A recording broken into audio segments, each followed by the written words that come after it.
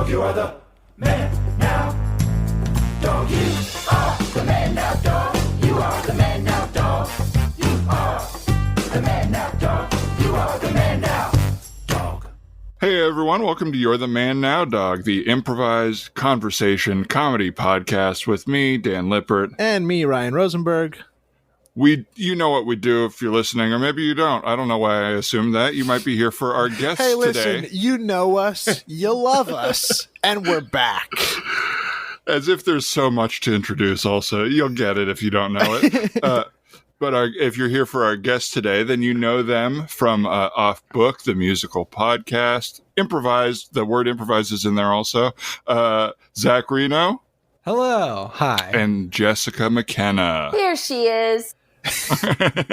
We also have occasionally introduced ourselves with, you know us, you love us. You love us. We generally do it as a bit for a room of people that we assume have no idea who we are. Yeah, that's when it works best.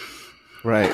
Well, it is a crazy intro. Usually you say it about someone else, not about yourself. You know them, you love them, rather than you know me, you love me. I think it's a power move, though, which is what we all need in these times. I also think that something is mitigated by it being an us. Like, you guys could do it when it's just you. That's full-on psycho behavior. But if it's like, you know us, you love us, it's a little like, oh, that's cute. Yeah. It's cheeky. I'm going to try to do it in the singular at some point over this podcast, and just to see if we can pull it off in a way that's not psychopathic, because I think, Jess, Right. you're probably right. Yeah. It does like, it's your psycho. It makes me, I think Ryan, you might agree with this, and you guys might also. I still don't feel like a host or like a entertainer, and I think that's like a thing. So I get really self-conscious doing an intro in front of like people that I hang out with. So it's weird to be like put on that part of the performance without an audience around, just in front of you. Yeah. You know, I think, actually, Rose, I don't know. Did you do comedy in college? No, not really. Oh, look at this sweet bud we got. But Lippert, you did. Yeah. Also, Zach recently made me aware that I'm the only person he knows who uses the word bud. I like Bud. And now it's going to be that burner wife off, whatever that term is, where I hear myself say bud 1,000 times. Oh, I'm sorry. I did not mean No, to gosh, do that to you. I'll never change. Never do. I love the way you do it. It's such a casual part of your vernacular in a way that like really works for you. And I just Thank you so much. I don't know a lot of people that use it with that Do you know frequency. Jess Jardin uses it? And I think Darcy uses it too. I think you're right. I've heard Darcy use it for There's sure. a couple other like ladies who I think, and I think for And me, you're all Cali girls. and we're all Cali girls, and it might be us trying to. For me, I think it's trying to decrease my dude.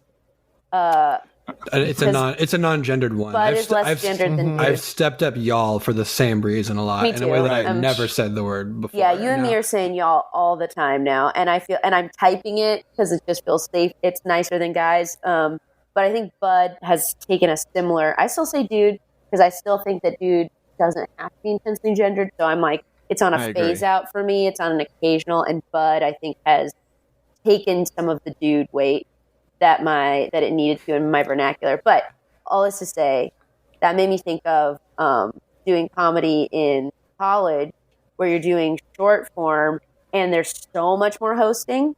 Like when we were divvying up, like, you know, you're a team of 8 or whatever, and you're like, okay, these 3 people are going to play New Choice, but this person has to intro it, and getting like really good at the like, hey everyone, this next game we're going to play is called New Choice. In this, your favorite improvisers, Rose, Zach, and Dan are going to be in a team. And the suggestion I'll get from you in a second, at any point, me, the moderator, you know, like all that skill that I just like.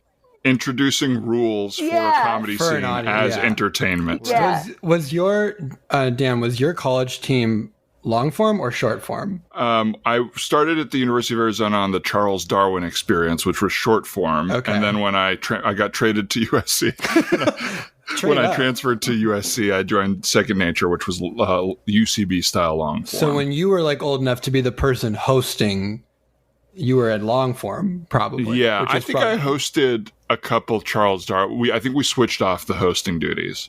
So I definitely got beefed up that exact skill of like. There's not really an excuse for you not to be good at it then. Yeah, at this point, That's true. That's true. I think I always felt like a cheese dick though when I was doing that. Yeah, there was one guy on our team who was so good at it and was actually not that great of an improviser. He was like, the short form group was short form and sketch, and he was like really funny sketch actor and an incredible host, like very good at that. And it would be this thing of where like we just have him intro all the games, and he never plays them.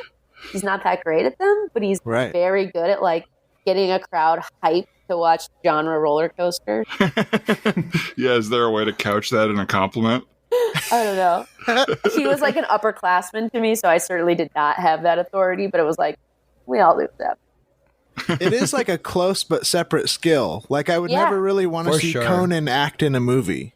Right. You know, like he's good at that. I want him to just talk to people. Yeah. You know? And he was funny in the sketches. So it was like, you are a talented comedic performer. You are not an improviser. Right. You are valuable on this team that has multiple components. So it's not like you're weighing us down or anything. You're like, some people are bad at a different, but it was so funny to be like, that guy really knows how to tee up this show. Yeah. Well, some of the funniest people are horrible hosts. You're like, no, you don't want to be up there, and we can all tell. Like, no, you're going to wait. We get it. It's fine. Going back just a second, we were talking about the name Bud for like, or you say calling people Bud for like 3 minutes probably, and it just hit me right now that was my dad's name. Where it's different. It's what is that called? Where it's Is that short? Is that a short nickname? He was Edward, but and I don't know why they called him Bud. I think just like as a friendly term of endearment, Went by Bud. Became Bud. Yeah. My mother-in-law, she has an older brother, and they're the only two kids in the family, and their names are Dean and Mary Louise, but they were Bud and Sis. Oh, I like that. And that's cool. Her name is Sissy. Like, I mean, her name's Mary Louise, but nobody calls her that. Like, her name is Sissy. And then, like, it was very funny, a family dynamic of, like, Dean's wife is, like, first to him as Dean, but everyone else in the family would be like, well, hey, Bud, you know. And my sister and I call each other Sissy, but not, like, I'll also call her name. It didn't become our names. But in her kids, she has a boy, a girl, and then a little baby boy. And so the two siblings are like, you know, there's like kind of a gap. And they are they also get called Zeke and Edith, but they get called Bud and Sissy a lot too. Really? Right, so there's more. To me, have you ever had that where someone is calling like a loved one a different name than what you call them, and like it's in conversation and you don't know what to refer to them as? It's very like there are multiple Alexes in our friend group, and they mostly go by their last names, except their significant others call them Alex. So every time I hear that, I'm like, oh, right, that's actually your name. And the only reason you've been going by your last name is because other Alex, it's too confusing if we all call you Alex. Sometimes I don't even respond to Ryan because nobody calls me Ryan. Right. And then if somebody does, I'm like, what are you, my mom? It feels like distant in a weird way, even though it's my own actual name, you know? I go by mostly Rose, I guess, or that's what I found myself calling you Rosie in some friend groups. Like the Dragons call you Rosie. Right. But Big Grande doesn't, so I never call you Rosie when we're like with Big Grande. Right. It's very strange. Yeah. And I don't know that I have a preference. I've never said call me Rose, but it is everybody does, I feel like. It's a cool name. In high school, everybody called me Rosen, like just short for Rosenberg, and it's so strange that like that extra letter is so much because you're still Jewish if you're Rosen. Right. Yeah, well, right. You take the N off and you're Rose, all of a sudden it's like, oh. Yeah, ooh, Ryan Rose. Who's this cool guy? Rose might what be the Jewish. heck? Oh, wow. Oh, my Lord. Ryan Rose, the pop star from the Netherlands. I wish. God, I wish I was from the Netherlands. We talk about names a lot on this show. I think I have a weird obsession with like how we associate with our names. Mm-hmm. I get that. Everyone's it's fascinating. got one. It's your identity, baby. Well, but is it though? That's the thing. And that's the You thing. can be whoever you want. You got to That's be right. able to change it if you need to. Yeah. A guy once that I knew changed his name very suddenly, and I referred to him as his old name, and he told me in a very somber way. He was like, I'm just going to make up two names. He was like, I'm not John anymore. I'm Sam. And I was like, oh, okay. And it wasn't like a gender transition or anything like that. He just changed it. But the way he did it was so intense that I was like, wow, this decision must have really weighed on this guy Yeah. in a way for me where it's like, I don't care. Thank you. Like, Yeah, there must have been some story there of like why it was Yeah. significant for him. But yeah, It was- that is like, it's hard for me to get there. I don't know the story. Yeah. Yeah. You can correct me. It's okay. yeah. Right.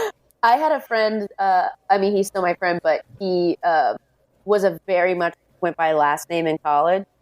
And so I continue to call him the last name, and we were probably 5 years into post-college friendship. And he one time was like, you're the only close friend who still calls me that. Like, everyone has transitioned back to calling me just my first name, because now we're like not in a college where there's like 100 people with the same name anymore.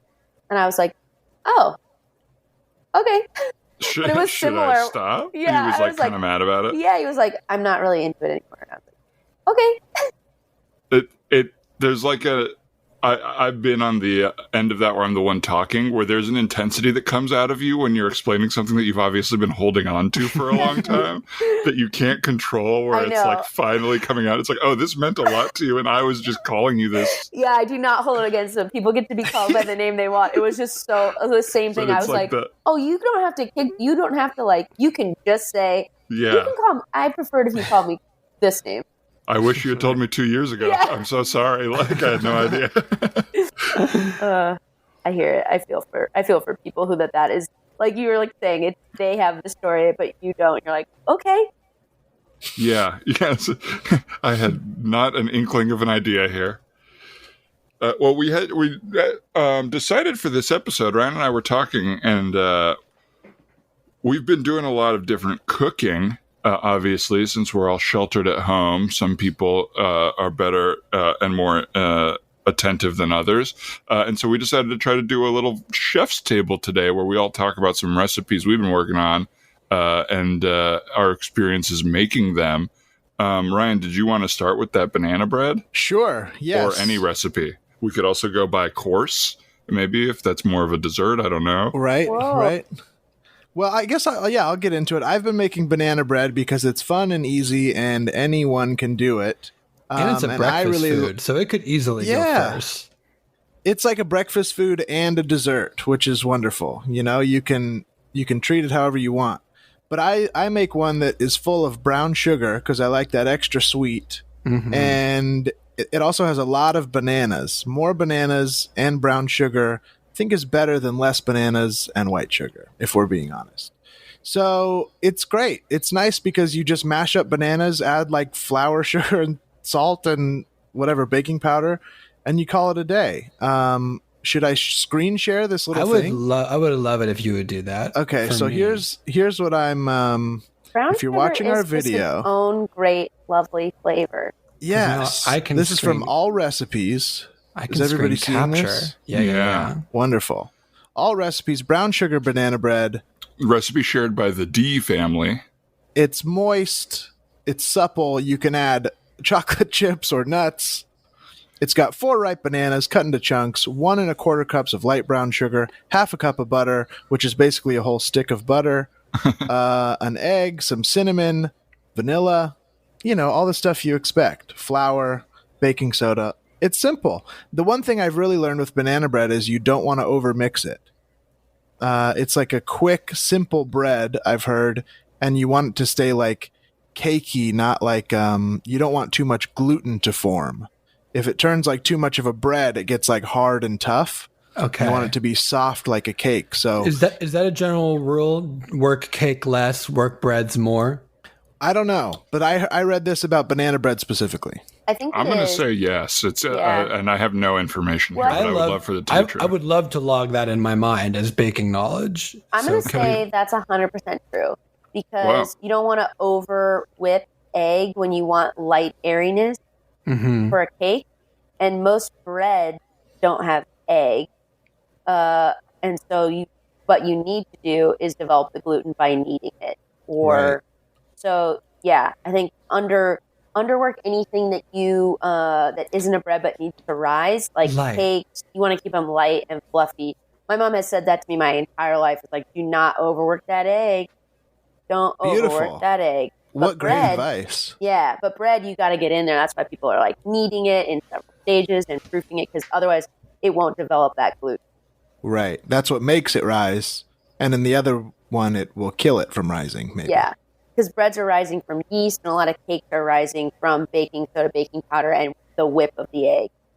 Interesting. Look at this. I shouldn't even talk about this. I should pass it over to Jess. No, but your instinct was right, Rose, because this has got baking soda or baking powder in it. Yes, baking powder and baking soda. So you're you don't need to work that bread. Just I've made this one twice, and it's beautiful. And I would also say the browner you let your bananas go, the sweeter it tastes. Let them go like bad, like so bad that they're almost just leaking on the counter. I saw a thing of someone using bananas to make a banana cream pie, like a video of it, and they literally let them get black. And then they colored it up with like food coloring because they looked disgusting, but they were like, but that's when they're sweetest, when you could not eat them as a normal banana. That's when you cook with them. Right. And you can taste it. Like a regular ripe banana is like starchy and not that sugary. And as it turns brown, it just like turns to like dessert mush. It's crazy.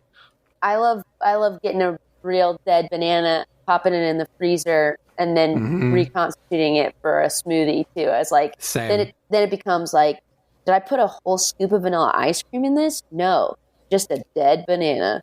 I love it. Bonjour, je suis banane. Okay. Is this a whole scoop of ice cream? Anyway, so that's my banana bread. Folks at home, definitely make it. It's really easy and really fun. Just let your bananas go really bad and go for it. Now I buy too many bananas on purpose, and I eat half of them, and I intentionally plan for the other half to go bad. I love that. Yeah. I like the little like small lessons like about like stirring and whatever, because I don't know if you're the type of people that like when you get something wrong in a recipe, you're like, oh, it was dry. I wonder how I can change that. I'm the type of person who's like, oh, it was dry. This must be a dry thing I made. And I just kind of like don't go, or like, oh, this banana bread's pretty dense. What a dense recipe. Instead of like, oh, I whipped it too much. Yeah. I think I feel that way about savory recipes, but baking is so scientific and so like precise that I feel like, oh, there was some error for me. But if I like I made a sweet potato red lentil thing that I was like, that's the recipe's fault.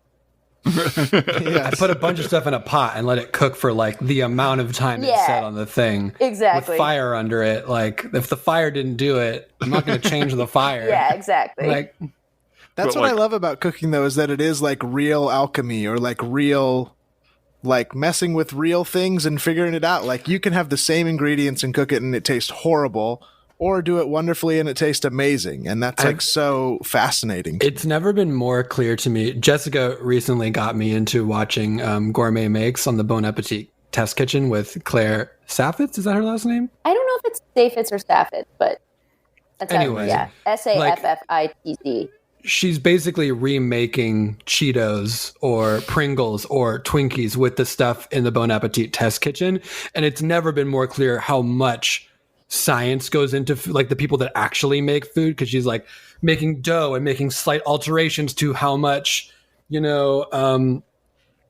like how wet the cheese was, like how long she dehydrated the cheese before she put it in the dough, and the amount of butter, and whether the butter was like cut or shredded, or like there's just a ton of stuff that has huge differences. And I'm like, oh, you're very smart. Yeah. Right. She literally went to Harvard. But yes, it's a delight to be like, oh, that's that food person. Yeah, they are just wizard.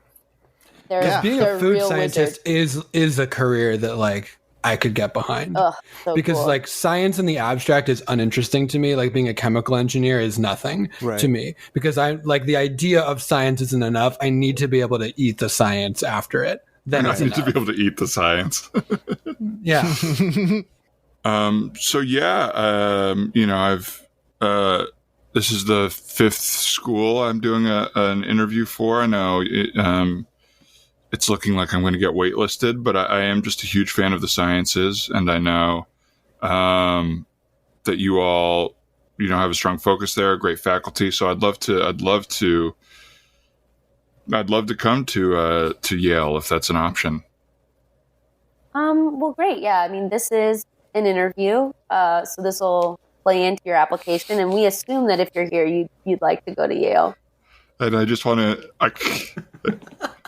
I'm sorry. Maybe I emphasized that too much, but I do want to go here. No, that's great. And I want that to be off the table. That's always something that we look for is we do like candidates who it's not just they want to get into a school, but why they want to get into our school. But talk to me more about like what you love about science. I think that'll really that's help. The thing is not only do I love Yale, but I do love science. Okay, yeah. So again, yeah, it's a very competitive school. You're within our windows for admittance, but you're right there sort of on the bottom of most of our windows for SAT scores and really right on the bottom. Well, you're still within range, so this could still happen for you, but we're looking for anything that can set you apart. I want to let you know that your GPA is just barely competitive, so anything you can kind of do. Even knowing that stuff factually, it's hard to hear in the interview, It's hard to hear as I'm in the room with you. Well, Chris, but honest. Is Yale. It is Yale. Which I love. So I just want to be honest. Food-wise science-wise, and that's kind of a lead in here.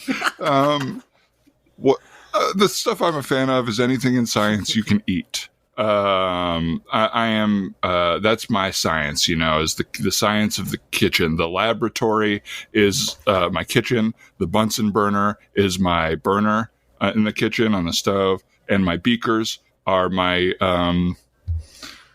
let's say saucepans. Chris, this has been an absolute waste of my time. An absolute waste of my time. You're walking into this Yale interview. Sounds like you want to go to culinary school, Chris. No. I don't want to be a chef. I want a degree from Yale. I want to be an Eli. You're Eli's, right? Is that a thing? Eli's? Yeah, isn't that our people mascot? From Yale? I think people from Yale are called Eli's. Why are they called that? I think I saw that. It was in a crossword once, and did someone call me? My name's Eli, and I'm waiting to have my interview to Yale. This guy was a nuisance in the waiting room. I'll have you know. I don't know if we're allowed to speak about other interviews. I'll let everyone know I don't particularly care if I go to Yale or not, and my GPA is pristine. Okay, now that's an interesting mix because he has a better GPA than you, but we want people to want us, I don't. Okay, well, that kid's not getting in. Can I tell you? Thank you. None of you are getting in, probably. Well, what about me? Well, you were a maybe, but I'm telling you, did you? This is an optional interview. Sorry, I'm late. I'm here to interview for Yale. Oh, okay, yeah, there's a waiting room, and I'm just finishing up with... And I'm next. My father is Neil deGrasse Tyson. I am Eli deGrasse Tyson. Your dad gave you the same middle name as him? Do people do that? Yes, he did. No, he didn't, but I took it to really hammer home that we're related. None of you are getting into Yale. Just none of you. I love to look at Yale. Okay, all right. You love to look at it? Like... Yeah, study it. It's a science. Oh, okay. It's the way that... this guy... Okay, this guy vibes. Maybe first year roommates over here, me and this guy. Okay, I'll take it. So where should we live? Okay. Where will you I'm living off campus because I have a sort of disdain for Yale. And while I intend to graduate and matriculate from it, I can't be spending every waking moment on a campus that I feel so mixed about. There's actually mandatory on-campus living for all freshmen. Even for a deGrasse Tyson? Especially for a deGrasse Tyson. Listen, Yale is an incredible institution, and I can't believe that the three of you would think you could darn to walk its halls and call yourself a bulldog and maybe call yourself an Eli. I do call myself an Eli. I thought I was going to be an Eli. Yale really made me the person who I am. That's why I volunteered to give these alumni interviews, which are completely optional and almost always hurt your chances of getting in. And I'll say they have. All of you have made a terrible impression.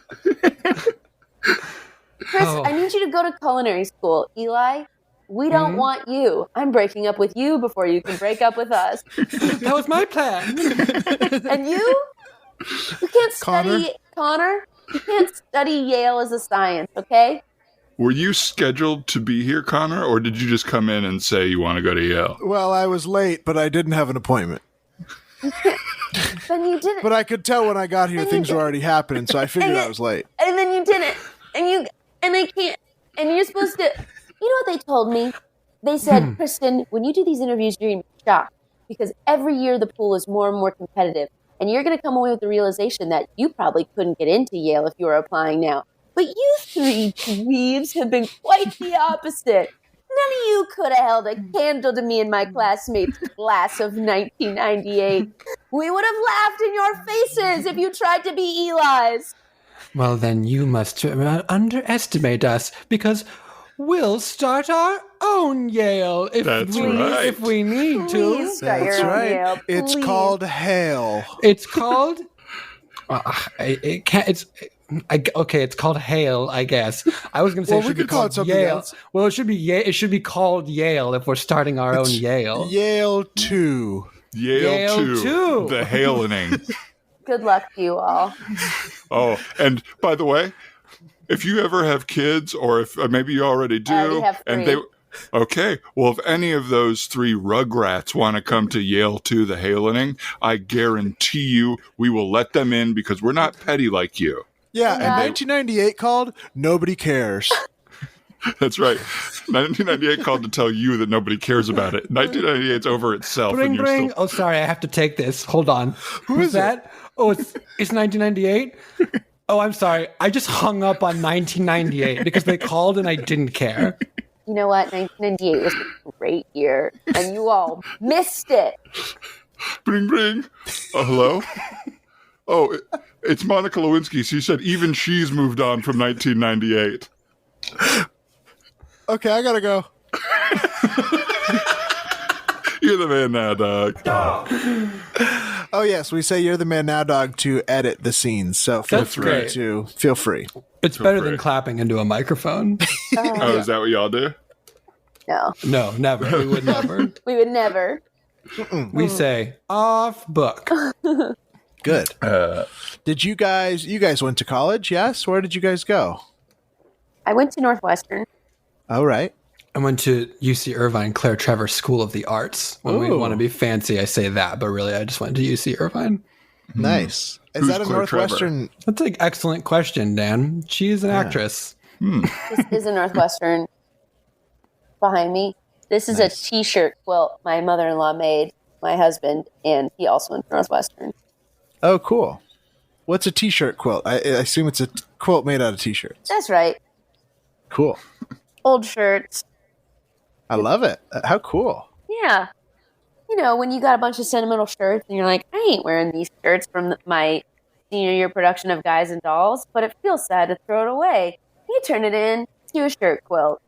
That's cool. Yeah. I I love sometimes that. take pictures of shirts and then throw them away, so I have them the memory, but not the shirt. That's a good idea, too. I love hearing more and more specifics about how your family is like carved out of like America, Jess. Like Sis and Bud making shirt quilts. Yeah. It's a real It's Betsy just like- Ross Sometimes story. over here. my husband's like one of 5 from like South Carolina. Sometimes there's some real like injection of Americana. You're just like, for the most part, when I go back home with him to South Carolina, everything seems like, the more I see of America, the more like suburbs are so consistent. Where you're like, I don't know, suburbs are not that different all over the country. There's like such a current, whereas I think cities really vary, or if you get really rural, it really varies. But a suburb, there's a lot of commonality that just like ends up being there. And, you know, we'll like drive through like a bunch of chain restaurants and a Target, and then a turn and it's like a guy selling boiled peanuts in a field. And you're like, that's a little different. We just took a hard left. Yeah, like suddenly I'm like, oh, you're from a very different place than I am. I get really like suburbs now bring me a lot of like comfort and nostalgia, like the space of them, I think, and like I think they feel so safe. Obviously, that's what they exist for. But just the idea that you can like go to one of those shopping malls, like when I go to the Burbank Spectrum Center, I'm just like, perfect. This is great. It's got everything I need right here. If you're from them, you're gonna love them, even if they're not like what you want going forward. You're just gonna love them. Yeah. Yeah, there's something so nice about like pulling up to a huge parking lot and a restaurant that you like have been to 100 times. And you're like, all right, I'm getting the same thing again. And it just feeling so like, I don't know, easy and put there for you, you know? Feels harder in a city. You have to like find parking or valet and everything's weirder. Like everyone has to have a concept. Yeah. You know what I mean? It's just like, this one's the Italian one, this one's the Mexican one, and it's like the whole parking lot it's like a big food court. Yeah, and they're all owned by the same one company. Right, right. The Hillstone Food Group. Yes. Right. And Brinker. I used to work at a Chili's, and I found out that they were owned by like Brinker, this larger restaurant group. And I don't know why it struck me as crazy to be like, whoa, Chili's is just a little part of, I don't know. It was like, why would Chili's and Applebee's be owned by the same company? Right. Or whatever. They run the market, baby. Right. Do y'all have a recipe you're excited about that you want to talk about? Yeah. Zach, it looked like you were going to like go to your kitchen to pull out an old recipe book real quick. There's cat nonsense happening behind me somewhere, and I don't know where. There's been banging on the door, and then I've opened the door twice, and there's no cat there. So I might do a quick exploration. The first time you opened it, your cat came in the room. I have a cat, but there's two other cats, and I don't know where they are. Give me 5 seconds to deal with this. McKenna, you said you wanted to talk sourdoughs? Okay, yes. So I know I'm not alone in this, but like some people have been taking on getting into the sourdough game during quarantine. And it's sort of this like mythical quest. And it's so funny because there's such a variety of information out there. And the way people talk about it is like similar to the way people talk about parenting, I feel like, where they're like, listen, for my sourdough journey, like this is what worked for me. And it might not always work for you. And I had to have like boundaries with myself. You know, it's just it's so funny the way that like people talk about it, and that there really isn't a rest. It's very much like, I don't know, you're going to have to see what works for you, which is, I think, weird for baking because usually it's all about precision, but then there's aspects of it that are about precision. So we wanted to make sourdough from 100% scratch, meaning also getting our own sourdough starter going. And to make a sourdough starter, it's like usually a 5 to 7 day process of leaving out equal parts flour mixed with water. And you have to do it like pretty precisely. You should use a scale, not measuring cups, to do it like by grams. And then every day you're supposed to cut what's in there and feed it. And if you keep it at like a consistent temperature, you're just catching, like, there's wild yeast all around us, and you're just like love and Christmas. Yeah, It's gorgeous. It's all around if you're willing to try to catch it. You're basically like making a little trap for it, like a little food trap. So eventually it'll be in there. But we had so many, like, had to start over. There's a liquid that can form on the top that's like an alcohol called hooch. But can't drink it. And like too much of the can't. Well, you can. Well, you shouldn't. It's like a sign that your starter's underfed, and so then we were like, we're gonna stop cutting and we're gonna like give it 100 grams each instead of 50. But then we had like, it was too big, and then finally, we think the real thing that was having trouble for us, temperature, because this is like back like a few weeks ago when it was still kind of cold, or at least cold at night. So like we'd leave it out overnight, and it would kind of, wouldn't flourish. And we were just getting hooch and not the same kind of bubbles throughout that you need to know that your starter's active. And then we cut it way down, went really small, and kept it above our fridge. It's a little warm because that big battery or engine, whatever is running. And we went smaller and we had success. Okay. Then the actual process of making sourdough, first you have to make a leaven, which is you take part of your starter and you feed it one more time and you keep it for 12 hours. And then you're just mixing flour, water, leaven, salt. And we did like a 6-hour process of folding it every half hour. Intensive. It was very intense and involved. And the result was okay loaf of bread. Okay, loaf. But it was like pretty successful for being our first round, and we were like, okay, that was cool. And are you going to keep working with like that same starter? Do you have it still, or whatever? Yeah. So now that we can we know that it made bread and like it created leaven pretty successfully. We know it's an active starter. So now you can keep it in your fridge and feed it once a week just to maintain it. And then the next time we bake, we need to take off a tablespoon and feed that and give it 2 days to kind of warm up, and then we can use it again in bread. How did you get? Can you say again? Sorry, because this is the part that I'm very interested in and want to do. How did you get the yeast to begin with? Just leave out flour and water. Just in what?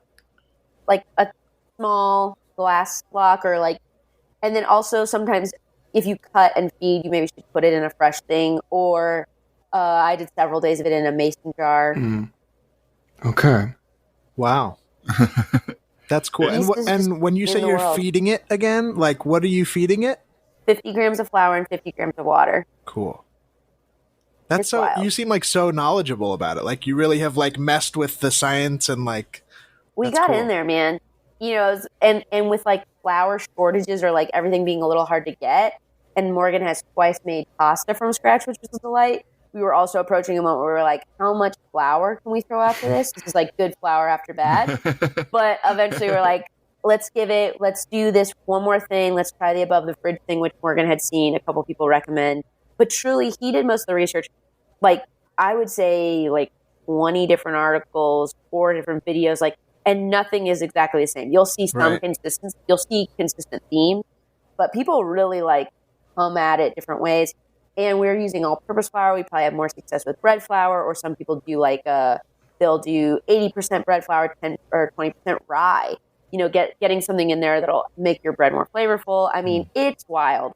And the recipe that we ended up following had created 2 loaves, and one of them we did a 4-hour proof, and one we did an overnight fridge proof. The fridge proof had better shape, but maybe less good flavor, less good aeration. The other one we kind of burnt and it didn't rise. But when we got in the middle, it was looked really good. Fluffy and had all the bubbles. And the bubbles are from yeast eating your food and party. Whoa. See, I want to do it, but I want it to work the first time and then you get to eat the good bread because that's the reward. Well, even working perfectly, it's still a 10-day process. Do you feel you'll be better and better at it and know it better, or do you feel it'll be kind of unpredictable each time? Here's the tricky part: is now that it's hotter than Hades in LA, I have way less desire to have my oven on for to get up to 450 and be that so we'll see how long it is before we do another at bat. But I think there are already things even between the 2 loaves that we learned. The one recipe that we ended up following suggested starting it at 500, bringing it down, but we were like, oh, that definitely wasn't good for our oven. That's the other thing is not all ovens are the same. Right. And something that I forget is that ovens also don't heat uniformly. Which These is motherfuckers. That's the reason why you bake it in a Dutch oven to try to have the heat be really consistent around it. Oh yeah, that's why everyone's baking them in that bowl with the paper thing or whatever. That's Dutch oven. Interesting. It's a fun quest, but it is a quest. I can't downplay. This is not I guess that makes the reward ever sweeter, though. It did feel cool to be this looks like a damn loaf. Check out Jess's Instagram; it really does. That's the shelf of a bakery loaf of bread. Wow. I feel that's a very important thing to figure out right now. Is how do you do a long process thing that you enjoy? Excuse me. That doesn't cost a bunch of money and does waste your time. It's I'm not looking to waste my time, but I do need to find ways to spend it that are enjoyable, cheap, and at home. You know, and it's like I would say making homemade pasta is another great one. Yeah. It especially like we don't have a pasta maker. We just were rolling it as thin as we could with a roller, and that is time intensive. so fun, I bet. But it's so fun and it's so good. And it's just flour, egg, and salt. Nothing beats homemade pasta. Something about the surprise to me that also you only boil it for like 2 or 3 minutes was like delightful. Was like, Yeah. ooh, great. Yeah. Like you just pop it in and it's done. Which It's not makes like sense. the fucking 11-minute boil I was doing with hard Of that pastas. pasta that's been dried for forever. Yeah. Yeah, it makes you go like, what's this bullshit I've been eating? It takes 12 minutes. What? How did it get so hard? Hey, sweetheart. Everything about this meal is so perfect.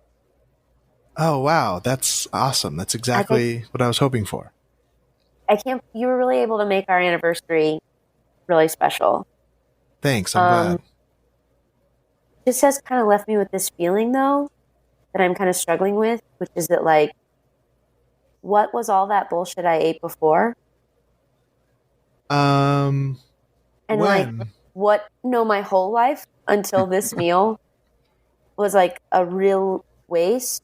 And I guess I'm just feeling, like, this crushing sadness about what an idiot I was. No, Yeah, no, I was. you're not an idiot. No, not anymore, because now I'm never going back. But I lived 43 years of my life as a damn idiot. Well, And- yeah, but you know, it's not really sustainable to eat fresh pasta with, shaved truffle on it every day. It's not. You're not going to be able to do that every meal. But it's got to be, because now I've had it. Right. Brendan, did you think you could give this to me and we'd be able to go back? We'd ever be able to go back to having our, like, fusilli that's with brown rice and quinoa because we think it's better for us? I'm really sorry to have blown your mind. I'm happy that the meal was so good. I can make another dinner. Brendan, you can't just make another dinner. You have to make every other dinner forever. I mean, Okay. what is this? What is this? You made this baguette and you made a parsley oil? I didn't Yeah. know I was going to like a parsley oil. Yeah, it's simple Wait. but delicious. I know. Why'd you... But Hey, all it's the okay. all the wasted years, Brendan, all Jane. the time. Jane, it's okay. You're not. It's okay. Did you hate all that food when you were eating it? No, but now I know I should have. Now I know I should have. You don't have to go back and hate your life. You don't. It's not necessary. Remember that time that you and me, we tried to eat at that Italian restaurant and they didn't have our reservation because we'd accidentally made it for the next night. But then that night we didn't have a babysitter. And so we were like, we got to stay out anyway. Yeah. And we just stumbled into that tiny French bistro that no one even knew the name of. And it was like so perfect. And the lights were out, but they were serving the end of their kitchen run by candlelight. And they gave us that beautiful chocolate mousse at the end. And you and I looked at each other and we cried. Yeah. Even that was stupid. No, come on. That was Even beautiful. No, that chocolate mousse can't even sit at the same table as this parsley oil. Oh Wow, my God, this is Mom, are you okay? Dad, what'd you do on your anniversary? no. I cooked a beautiful dinner. These are happy tears, right? You don't Right, look babe? like happy tears. She looks sad. And you come here, Okay.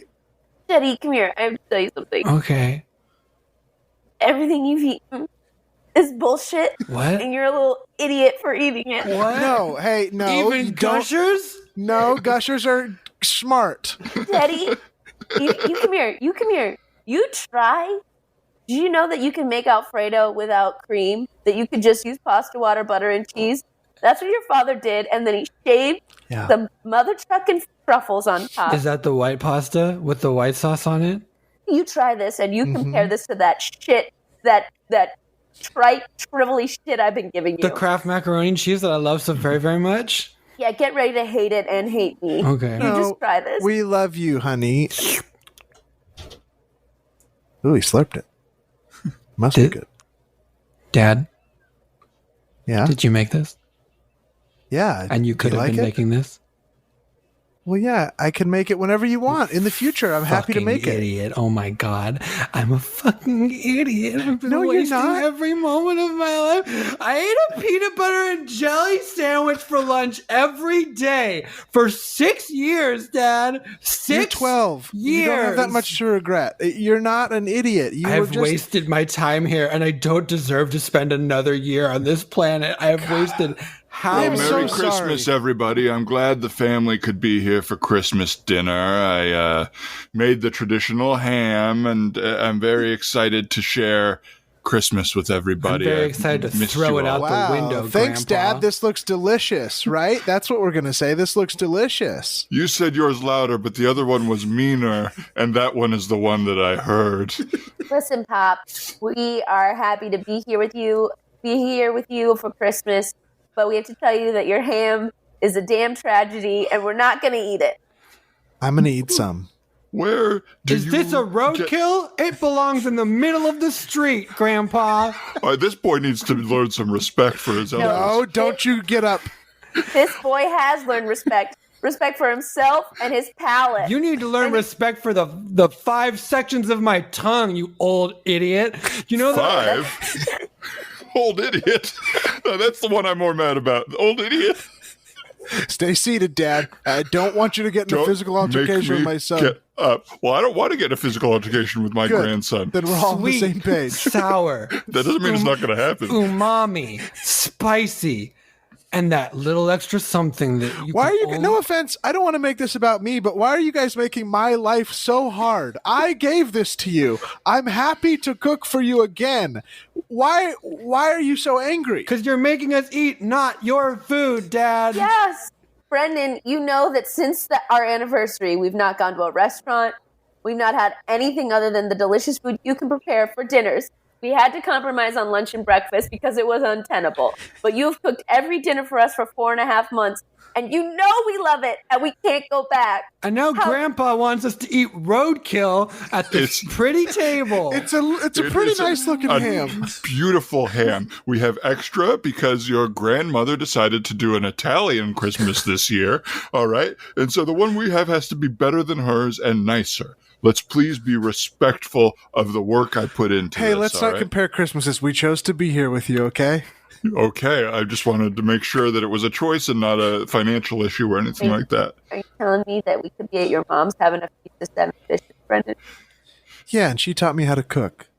But Are you telling me My dad that needs- your we- mother, who we have never had food with, is making 7 fish courses? I knew that you could never eat her food. I was trying to cook poorly for years. And one night, I want to do a nice thing for my wife, and all of a sudden, my life's ruined. You know, I haven't heard a thank you, by the way. All I've heard is that my past sucks. What about a thank you for the Alfredo? Thank you for flying us so close to the sun that we tasted it, Dad. Thank you for that. How's that? Now I have to eat this animal appreciate- that it's about Grandpa time for hit this with boy to his learn a little car. bit. No, Dad, put down the I knife. Don't It's time to wrestle him! learn Don't wrestle him! I don't know who to help. I'm in the middle. Just let it play out naturally. Just let it play out. Oh, he's hitting me with my roadkill. I mean, my ham. Dad, do you have salt? This is a little. I've never heard of a not salty enough ham. While my own grandson is punching me in the back of the head, he's got me. I'm ruined. He's got me in rear. Okay, I'm on the ground. He's got me on the ground. That's what it is. That's what it is. I need salt though. Can you get your son off of me? I obviously took it a little too easy on him. Here, Brendan. Get Teddy. off, Teddy, little buddy. Teddy. Maybe we should just open some presents or something, or I don't know, throw on a film.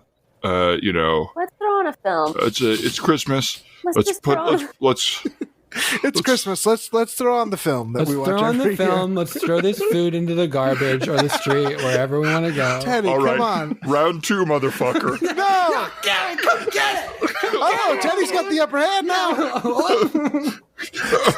Ankle breaker. Oh, Dad, don't snap. Oh, I'm never tapping out. He's I'm never tapping doing out. that thing where his arm is straight and my arms don't reach him.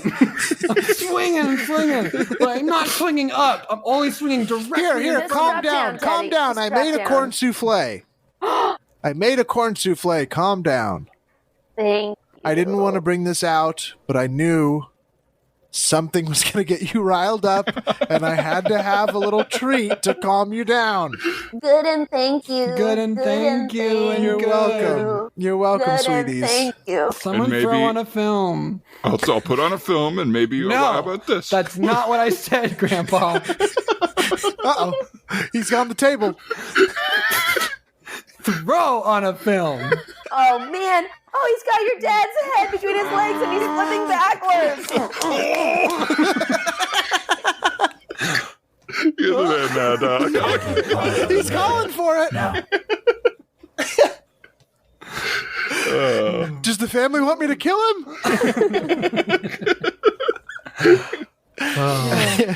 Great. That was a too great funny. move to imagine Jess off the table. Yeah. A teenager putting the dad in between the legs, flit. Every once in a while, the New York Times has like a separate recipe subscription section that they will occasionally give out some of them for free, and they have one that we have printed out that is just pasta with eggs. And the eggs are like so here's what you do. You take spaghetti. You want a thin spaghetti. Boil it for like 7 to 9 minutes, whatever your thin spaghetti is. While it's boiling, you take a couple cloves of garlic and you, in like 4 tablespoons of oil, you're going to just like on a medium low heat, sort of press those in so they let their garlic juice into the oil. Then you throw them away, unless you're like us, in which case you cut them up and you keep them in because it's garlic. What are you doing? But the recipe says you throw them away. And then in that oil, you add a little more oil and you sort of like soft fry 4 eggs there until the whites are just set. Hopefully that is ending, and this is the tricky part, right when the pasta is done. You drain the pasta, you break those 4 eggs, like the yolks of them, and you cut up the eggs and you just toss the pasta in that. And it's just like a delicious Alfredo-y egg sauce that has actually no dairy in it. And then if you want, throw cheese in that bad boy and it's even better. But you don't have to. It's like really good. And it's truly just pasta and eggs. And it's great. I've made it a couple times in this quar. It's so crazy to see how much pasta water can do for you. Totally. As a sauce component, it's really wild. Mm-hmm. Why is that? Because it gets the starches in it? Yeah. So it's like a thickening. It's a great thickening agent. Mm-hmm. I did truly just watch a video of a woman making fettuccine Alfredo with no cream, and it was like butter, cheese, and like the pasta water helps like emulsify it all. Oh, wow. And you think it's I going to should- I like should water have- down your sauce because you're Right. putting in water, but then the water just like evaporates or reduces, and it's like this thick, yummy. And I should have said, you actually do drain the pasta for this one. So you like tossing it in a bowl, but it's still got water on it. And like the eggs Yeah. finish cooking in the hot pasta. It sounds like a little carbonara minus the Yes. guanciale. or Yes, whatever. yes. I also but think possibly nice. about. Oh, sorry. Go ahead, Zach. I was just going to say something that we recently learned from the salt, fat, acid, heat. We learned it from the Netflix, but you could have learned it from the book, is that we've been like really undersalting our pasta water for the longest time because you drain really? most of it out. It should taste like the ocean. Like you get a ton of salt in there. Really? Otherwise, it's not getting into the pasta at all. It should taste like really salty. Oh, I do love. that's a great I've also piece. recently been following that rule more because that's the only time you can actually season the pasta itself. Mm-hmm. But it's so funny that everyone says that it should taste like the ocean. And I'm like, no one's testing this boiling water. No one's taking a spoonful and being like, oceany, because it's boiling. Well, you But taste it that is- before you heat it up. You can put the salt in before it boils. Interesting.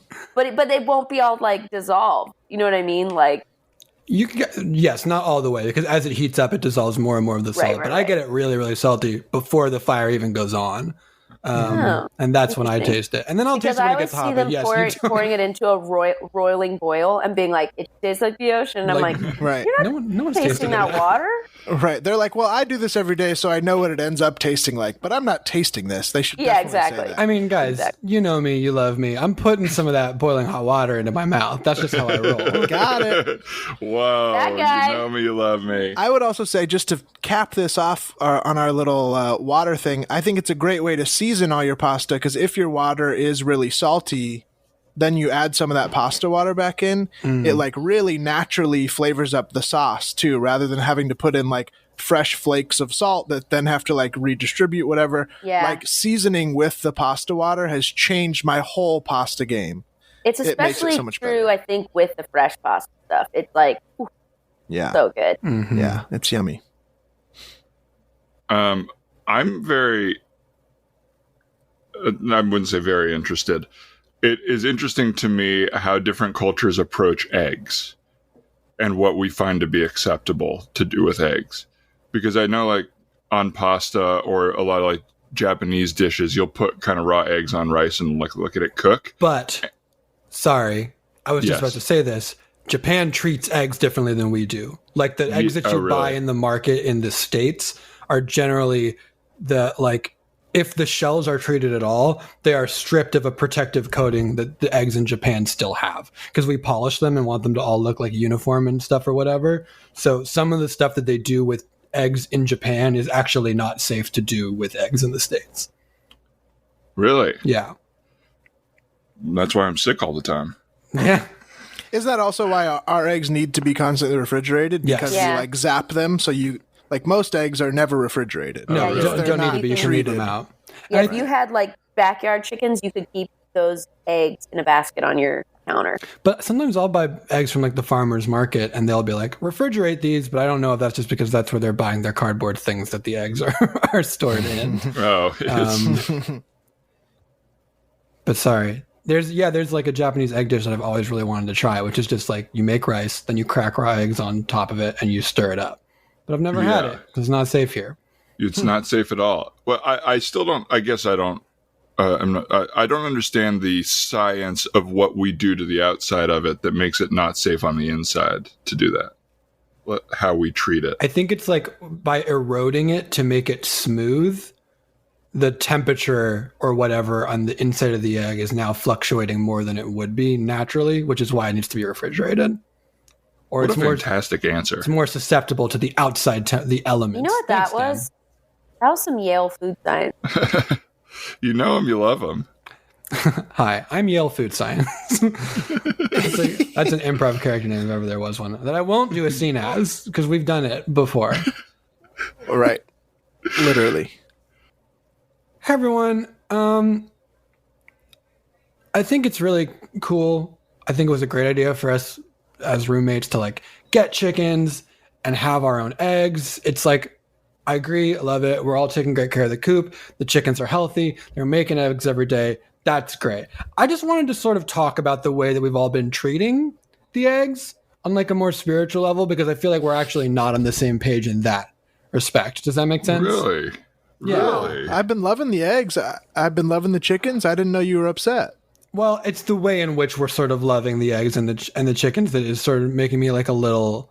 But can I tell you, Kurt? I want to say, thanks for not bottling this up, because if you had come to us with this after a few months and it had like an intensity we didn't understand, I'd be so confused. And like right now, I can tell that it's like just percolated for you. Thank you, Max. Enough for you to speak up. And like, I just want to shine a light on classic great roommate behavior. You know, that's really healthy emotionally. Max, for sure. I did not want to let this get to like a dark place where it was like... I gotta just give kudos for that. Thanks, It was like a bit of a dig of when my eyes started watering when I asked if we could make sure that we leave the last parking space open for whoever works the latest. Okay, that's not meant to be a dig. It was meant to, but I honor and respect that it could have brought that up for you. I just want to say I feel like we all learned a lot from Trent's parking spot ordeal, and that now I see us having better practices. That's like what I wanted to shine a light on. And I just want to say I've been loving the eggs, and I'm happy to park on the street, guys. Like, whatever you need, I'm just here to do it. Kevin, we really do appreciate Thank you, that. Kevin. We do Okay, appreciate cool. that. No problem. You know what? The thing about Kevin is, you know him, you love him. I love, yeah. Who does that? I feel that way about all of us, dude. I You feel know that way us, you about love us. us. You know us, you love us. But Kurt, I'm sorry, man. I didn't want that compliment to derail you. So like you feel like not at all. spiritually. Like I said, this is a new irk. That's not the word. I'm just noticing that like we all treat the eggs a little differently when we cook with them. We all look at them a little differently. Kevin looks at them a lot, sometimes for hours at a time, sometimes to the exclusion of like us when we're trying to talk to him and ask him things. Kevin's a big egg inspector, I would say. Well, I've been really loving the eggs, and I'm happy to do whatever you guys need. But I am getting an eye on those eggs when I can, and I do fry them hard. And I hear that if that's your complaint, I fry an egg hard, and sometimes there's some splatter. It's less about it's more about the sort of lead up to the cooking. And it's not even a problem. I guess I'm just, it's the ogling. And I guess I'm just curious about it because I don't understand it. I love the eggs too. I want to say, as someone who could kind of like take a second, take a step back and kind of like see a silver lining in this, I feel like the fact that Kevin's been spending so much time ogling eggs, it's like freed up way more space on our DVR. And I feel like we're not having to do as many rotos on the Switch as we were before. That's true. So that part is like, as much as I hear you're saying, Kurt, and I'm like, yeah, maybe we should be concerned that one of our roommates just stares at eggs for 4 hours at a time. Like that, I guess we should talk about it. It's sort of the extension of that too, though. It's like we used to have a bunch of different art. Now we have paintings of eggs that Kevin made. Yeah. Well, I've been loving the eggs. I'm happy to park on the street, and you guys can delete whatever show of mine that you want. You know what I mean? You can delete all my shows. I saved all that Olympic stuff, and you deleted the whole Olympics, and I'm fine with that, okay?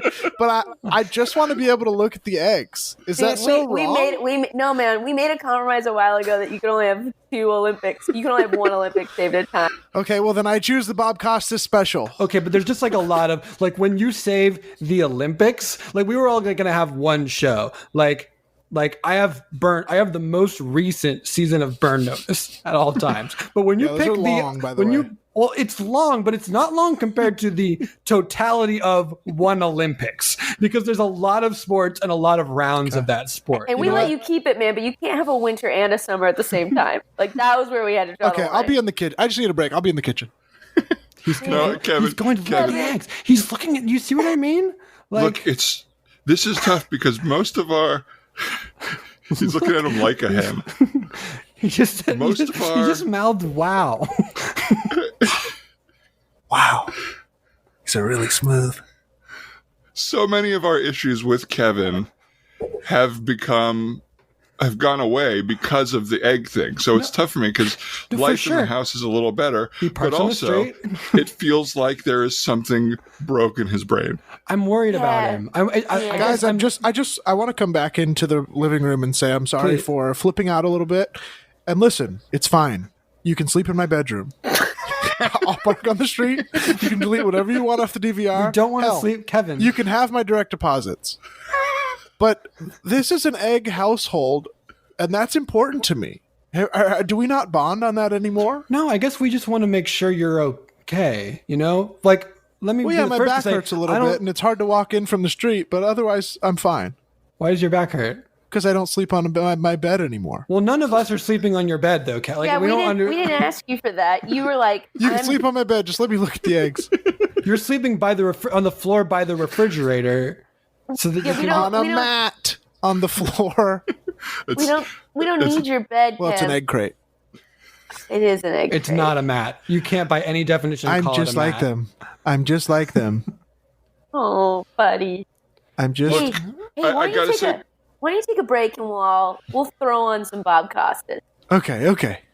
Yeah, you guys want me to put on the Olympics? No. Throw it on. Throw on the Olympics.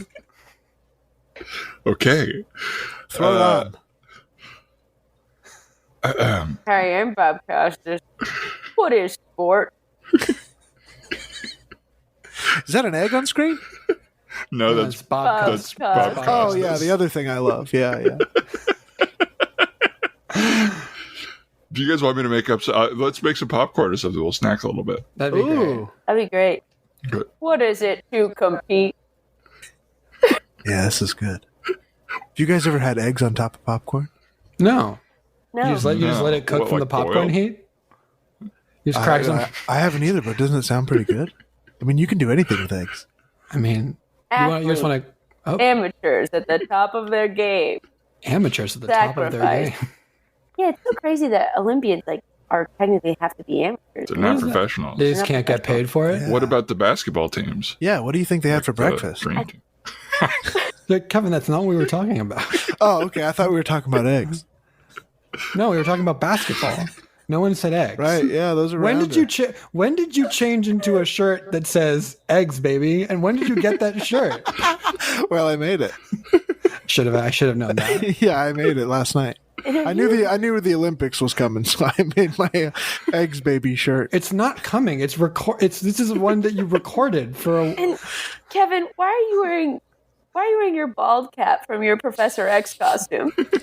I'm not wearing a bald cap. Yes, you are. You have a full No. head of hair, and you're wearing a bald cap. I think you guys are confused. This is what I look like. I look like an egg. This is my egg head. This is my head. Sorry, my head. Kevin. Hey, Trent, would you just Wait, can I be honest? Yeah? I thought we all were going to talk about how we were treating the eggs differently. So is this really just for me? Because you're right. We do all have different perspectives on eggs. Yeah, Sounds Kevin, like. if I'm being But are totally yours honest- just uniformly the same? And I'm weird? they're a little different, but yours is off the reservation different from the three of us. Okay. Well, honestly, I don't need to get into what the three of us do. What the three of us do is normal with eggs. I realizing barely even look at the eggs before I cook them. Thou doth protest too much, my man. And we certainly don't write songs about the eggs that we sing to the eggs while we cook the eggs. Okay. No, okay. The song is long, Kevin. It's a long egg song, and we all hear it every morning. Good morning, eggs. Wake up, eggs. Go to sleep, eggs. Good morning, eggs. And it's just sort of like a round of that, and you use it even though... It's not like it shifts like Stairway to Heaven and there's multiple parts that keep you interested in the Well, length not of the song. verbally. In my mind, it does. And also, the eggs are awake for such a short amount of time. Good morning, eggs. know. Wake up, eggs. Good night, eggs. Go back to sleep. Good morning, eggs. Wake up, eggs. I mean, It's the life cycle of the egg. It's not. They It's- live, they're crapped out, they're cracked, they're fried, they're in bed in my tummy. as we might just gonna let this go. I mean, It's like you don't think I'm a cool roommate anymore. No, you're great. You park in the street. We love it. Thanks for parking on the street. I don't know. I'm sorry. I guess I didn't know it was bothering you guys so much. Every apologize. Olympic village is different. Oh, Bob. What? Like this one doesn't have eggs or something? You're the man now, dog. Thanks for that edit, Zach. Good edit, Zach. I mean, that's a blackout line if ever there was one. Well, this was such a blast, you guys. Thank you so much for being here. Our wonderful guests, Jess McKenna and Zach Reino. Thank what you a- so what a much. pleasure. Boy, really giggled my way through that. That was a delight. Obviously, you can find their podcast Off Book, the improvised musical, wherever you get podcasts. What else would you all like to plug for yourselves today, Jess? I'd like for you to look at the picture of my sourdough on my Instagram got and to. say it's good. I'm at And- Jess McKenna. Great, Zach. Oh, I'm in a Netflix show called Bruise Brothers, which is like a dirty, raunchy comedy. It's on Netflix. I'm in cool. a couple of the episodes. Would love for you to check it out. Do you do raunchy things in it? Yeah, you see my butt in the first episode. Whoa! Yeah. Must At least, be. But Most of it. Most of Couple my of butt. I'd eggs. say upper 80% of my butt. Damn, how was that? Nice. Were you preparing for it for a while? Did you like do workouts and stuff? or lot of did you- squats, a lot of butt squats, a lot of Did you? isolation. No, absolutely not. No, because I've talked to people who have had to be like comedy shirtless. Yes, the comedy of it is that my butt is fine. It's Yeah. not an exemplary butt. It's a fine normal butt. I'll be surprised if I see it and I'm not impressed. Yeah, we'll see. honestly. I think you Turns got it. out.